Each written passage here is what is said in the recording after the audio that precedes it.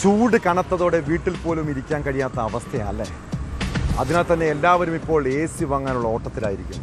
പകൽ ജോലിക്ക് പോകുന്ന പുരുഷന്മാരെക്കാൾ വീട്ടിലിരിക്കുന്ന സ്ത്രീകളാണ് AC വാങ്ങണമെന്ന് ആഗ്രഹിക്കുന്നത്. അതിൻ്റെ പേരിൽ ചില കുടുംബങ്ങളിലെങ്കിലും വഴക്കും പ്രശ്നങ്ങളും ഉണ്ടാകുന്നുണ്ട്.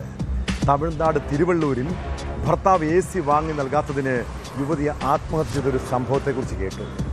തിരുവള്ളൂർ പുല്ലാരമ്പലം സ്വദേശിനി മോണിക്കയാണ് മരിച്ചത്. മരണത്തിൽ ദുരൂഹതയുണ്ടെന്ന് മാതാപിതാക്കൾ ആരോപിച്ചതിനെ തുടർന്ന് പോലീസ് അസ്വാഭാവിക മരണത്തിന് കേസെടുത്ത് അന്വേഷണം ആരംഭിച്ചു.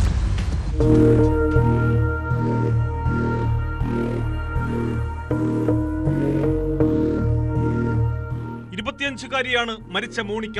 കടുത്ത ചൂടിനെ തുടർന്ന് AC വാങ്ങി നൽകണമെന്ന് മോണിക്ക ഭർത്താവ് ആകാശിനോട് നിരന്തരം ആവശ്യപ്പെട്ടിരുന്നു.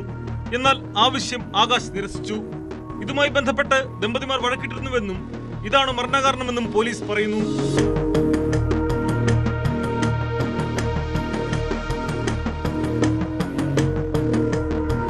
സ്കൂൾ കാലം മുതലുള്ള പ്രണയത്തിന് ശേഷം 2 വർഷം മുമ്പാണ് ആകാശും മോണിക്കയും വിവാഹിതരായത്.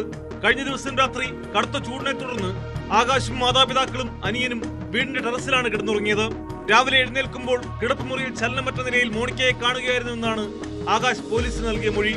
തുണിക്കടയിലെ ജീവനക്കാരനാണ് ആകാശ്. പ്രണയവിവാഹമായതിനാൽ മോണിക്കയുടെ കുടുംബം ഇവരുമായി സഹകരിച്ചിരുന്നില്ല. മകളുടെ മരണത്തിൽ ദുരൂഹതയുണ്ടെന്ന് മാതാപിതാക്കൾ ആരോപിച്ചതിനെ തുടർന്ന് പോലീസ് കൂടുതൽ അന്വേഷണം നടത്തി വരികയാണ്.